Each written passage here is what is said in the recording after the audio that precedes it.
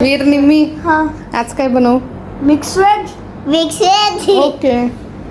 इथे मी घेतले आहे सगळ्या प्रकारच्या व्हेजिटेबल्स. त्याच्यामध्ये घेतलं आहे फ्लावर, पनीर, आलू आणि तिन्ही प्रकारचे मी शिमला मिरची घेतली आहे, तसेच बीन्स घेतले आहे. तर मी कढईमध्ये तेल गरम केलं आहे, त्यामध्ये आपण आलू आणि फ्लावर पहिले फ्राय करून घेऊया. तर तुम्ही एक एक पण करू शकता, पण मी इथे दोन्ही एका वेळेस ॲड करून घेतलं होतं आणि छान याला फ्राय करून घेतलं होतं.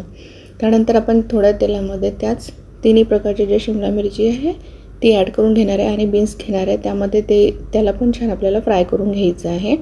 यांना खूप जास्त आपल्याला फ्राय करायचं नाही आहे, थोडासा त्याचा क्रंचीपणा असला पाहिजे. त्यानंतर यामध्ये मी ॲड केलेला आहे कांदा, जो लांब लांब असा बारीक चॉप करून घेतला होता.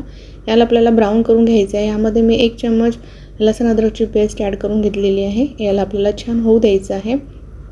यामध्ये मी टमाटर रफली चॉप करून घेतले होते, ते इथे ॲड करून घेतलेले आहे. इकडे आपण घेणार आहे 1 चम्मच धणे पावडर, जिरा पावडर, हळद, तिखट, मीठ, काश्मीरी लाल तिखट घेतलेलं आहे मी कलरसाठी.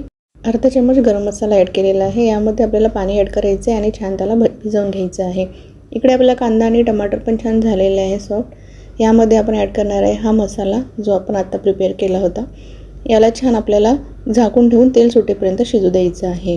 तर मसाले छान शिजलेले आहे, तेल पण सुटलेलं आहे. तर आपण जे पण भाज्या पूर्ण फ्राय केल्या होत्या ते यामध्ये आपल्याला ॲड करून घ्यायचं आहे. तर पनीर मी साईडला दुसऱ्या पॅनमध्ये फ्राय करून घेतलं होतं हलकंसं.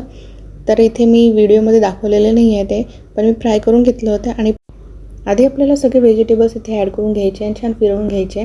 यानंतर आपण पनीर ॲड करणार आहे.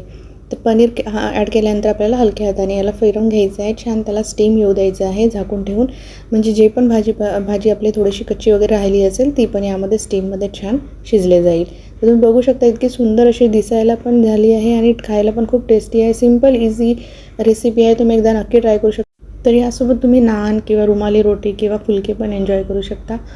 तर अशा प्रकारे आपली मिक्स व्हेज आता रेडी आहे. मी इथे टाकून घेतलेलं आहे फ्रेश कोरिअँडर.